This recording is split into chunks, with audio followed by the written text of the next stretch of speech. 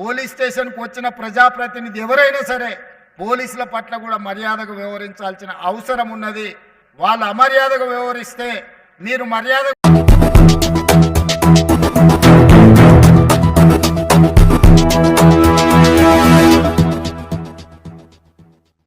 రాజకీయ ప్రమేయం లేకుండా రాజకీయ ఒత్తిడి లేకుండా మీరందరూ మీ ఉద్యోగాలను నిర్వహించే విధంగా రాష్ట్ర ప్రభుత్వం మీకందరికీ అవకాశాలు కల్పిస్తుంది. నా విజ్ఞప్తి ఒక్కటే, ఈ ఉద్యోగం మీకు ఉపాధి కాదు. ఈ ఉద్యోగం ఒక భావోద్వేగం. ఈ భావోద్వేగం తెలంగాణ రాష్ట్ర శాంతి భద్రతలను కాపాడడమే కాకుండా ప్రభుత్వం యొక్క ప్రతిష్టను పెంచే బాధ్యత మీ మీదనే ఉన్నది. మేమెంత చేసినా మీరు వ్యవహరించే విధానంతోనే ఈ ప్రభుత్వానికి పేరు ప్రతిష్టలు వస్తాయి. మీరు బాధితుల పట్ల గౌరవంగా మర్యాదగా వ్యవహరించాలి. అప్పుడప్పుడు ఫ్రెండ్లీ పోలీసింగ్ అని నేను వింటుంటా. ఫ్రెండ్లీ పోలీసింగ్ అంటే క్రిమినల్స్తో ఫ్రెండ్లీగా ఉండమని కాదు.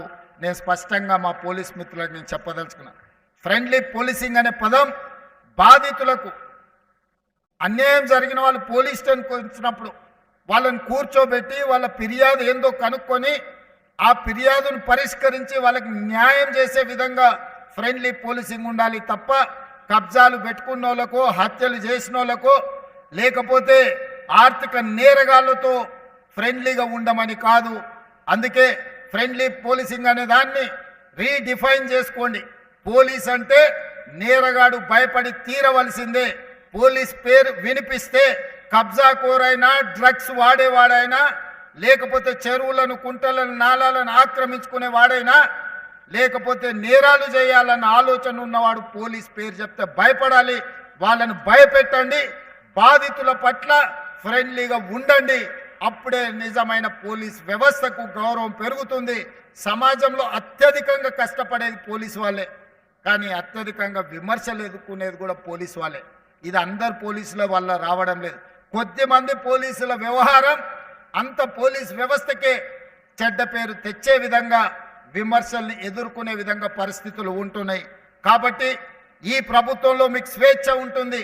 ఈ స్వేచ్ఛ ప్రజాస్వామ్యాన్ని కాపాడడమే కాదు, ప్రజలకు అందుబాటులో ఉండి బాధితులను ఆదుకునే విధంగా ఈ స్వేచ్ఛ మీకు ఉంటుంది. నేరగాళ్ల పట్ల కఠినంగా వ్యవహరించండి.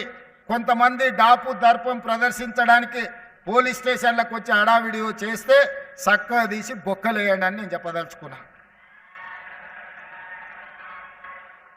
పోలీస్ స్టేషన్కి వచ్చిన వాళ్ళు పోలీసుల పట్ల మొదట మర్యాదగా వ్యవహరించాలి. పోలీసులు వాళ్ళ పట్ల మర్యాదగా వ్యవహరించడం ఎంత ముఖ్యమో పోలీస్ స్టేషన్కి వచ్చిన ప్రజాప్రతినిధి ఎవరైనా సరే పోలీసుల పట్ల కూడా మర్యాదగా వ్యవహరించాల్సిన అవసరం ఉన్నది. వాళ్ళు అమర్యాదగా వ్యవహరిస్తే మీరు మర్యాదగా ఉండడం వల్ల అది చేతగాంతనంగా కొన్నిసార్లు సమాజానికి సందేశం ఇచ్చిన వాళ్ళం అవుతాము. కాబట్టి ఈ విషయంలో మీకు స్పష్టత ఉండాలి. ఈ వేదిక మీద నుంచి పోలీస్ శాఖ సిబ్బందికి టాప్ టు బాటం నేను ఇచ్చే ఇన్స్ట్రక్షన్ ఒక్కటే. బీయింగ్ అనే chief minister as well home మినిస్టర్గా నేను మీకు ఇస్తున్న ఆదేశం ఒక్కటే, పేదల పట్ల సామాన్యుల పట్ల బాధితుల పట్ల మీరు సానుభూతితో ఉండండి. వాళ్ళ సమస్యల్ని పరిష్కరించండి.